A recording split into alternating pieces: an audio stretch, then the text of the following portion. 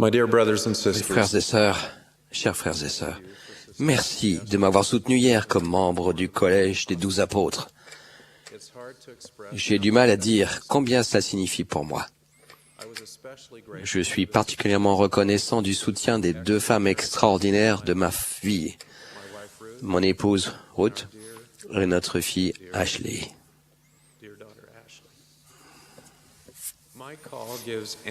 Mon appel constitue une grande preuve de la véracité de ce qu'a déclaré le Seigneur au début de cette dispensation, afin que la plénitude de mon évangile soit proclamée par les faibles et les simples jusqu'aux extrémités du monde. Je suis l'un de ces faibles et de ces simples. Quand j'ai été appelé à être l'évêque d'une paroisse de l'Est des États-Unis, mon frère, un peu plus âgé et beaucoup plus sage que moi, m'a téléphoné. Il m'a dit, « Il faut que tu saches que le Seigneur ne t'a pas appelé du fait de quelque chose que tu as fait. Dans ton cas, c'est probablement malgré quelque chose que tu as fait. Le Seigneur t'a appelé parce qu'il a besoin de faire quelque chose par ton intermédiaire, et cela ne se fera que si tu agis à sa manière. » Je suis conscient que cette parole sage de mon frère aîné s'applique encore plus aujourd'hui. Il se produit quelque chose de magnifique dans le service d'un missionnaire quand il se rend compte que l'objet de son appel n'est pas lui, mais le Seigneur, son œuvre et les enfants de notre Père Céleste. Je pense que c'est vrai aussi pour un apôtre. Je ne suis pas l'objet de cet appel. L'objet en est le Seigneur, son œuvre et les enfants de notre Père Céleste. Quelle que soit notre tâche ou notre appel dans l'Église, pour servir comme il faut, nous devons servir en sachant que la personne que nous servons est un fils ou une fille d'esprit aimé de parents célestes et qu'à ce titre, chacun a une nature et une destinée divine. J'ai été cardiologue, spécialiste des défaillances et des transplantations cardiaques. Comme mes patients étaient très gravement malades, j'ai vu beaucoup de gens mourir. Ma femme dit en plaisantant que c'était mauvais signe de devenir l'un de mes patients. En mettant cette taquinerie à part, j'ai vu beaucoup de gens mourir, comme je l'ai dit. Du fait de mon expérience avec cette population de patients, j'ai appris à prendre une certaine distance émotionnelle quand les choses allaient mal. Cela atténuait la tristesse et la déception. En 1986, un jeune homme nommé Chad a été victime de défaillance cardiaque et a eu besoin d'une greffe de cœur. Il s'est bien porté pendant près de 15 ans.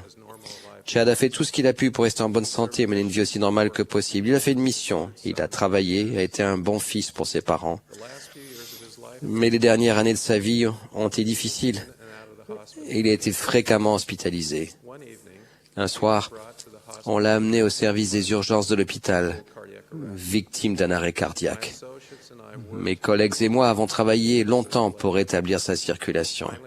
Finalement, nous nous sommes rendus compte que nous ne pourrions pas ranimer Chad.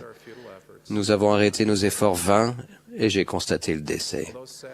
Bien que triste et déçu, je me suis dit, avec une attitude professionnelle, Chad a bénéficié de bons soins. Il a eu beaucoup plus d'années de vie qu'il aurait eu sans aide. Mais cette distance émotionnelle s'est évanouie quand ses parents sont entrés dans le hall de la salle des urgences et ont vu leur fils décédé sur un brancard. À ce moment-là, précis, j'ai vu Chad avec les yeux de son père et de sa mère. J'ai vu les grandes espérances et les grandes attentes qu'ils avaient eues pour lui, leur désir qu'il vive un peu plus longtemps, puis encore un peu plus et mieux. Prenant conscience de cela, je me suis mis à pleurer. Dans un renversement de rôle paradoxal et dans un acte de bonté que je n'oublierai jamais, les parents de Chad m'ont consolé. Je me rends compte maintenant, dans l'Église, que pour bien servir les autres, nous devons les voir avec les yeux d'un parent, avec les yeux de notre Père Céleste. Ce n'est qu'alors que nous commençons à comprendre la véritable valeur d'une âme. Ce n'est qu'alors que nous pouvons ressentir l'amour que notre Père Céleste éprouve pour tous ses enfants. Ce n'est qu'alors que nous pouvons ressentir la sollicitude aimante du Sauveur pour nous. Nous ne pouvons comprendre pleinement notre obligation contractée par alliance de pleurer avec ceux qui pleurent et de consoler ceux qui ont besoin de consolation que si nous les voyons avec les yeux de Dieu. Cette perspective élargie ouvrira notre cœur aux déceptions, aux peurs et aux chagrins des autres. Mais notre Père Céleste nous aidera et nous consolera, tout comme les parents de Chad m'ont consolé dans la salle des urgences il y a des années. Nous devons avoir les yeux pour voir, des oreilles pour entendre, et un cœur qui sait et ressent pour accomplir le sauvetage auquel le président Monson a souvent appelé. Ce n'est que quand nous voyons avec les yeux notre Père Céleste que nous pouvons être remplis de l'amour pur du Christ. Nous devons prier chaque jour Dieu de nous accorder cette charité. Mormon a lancé cette exhortation.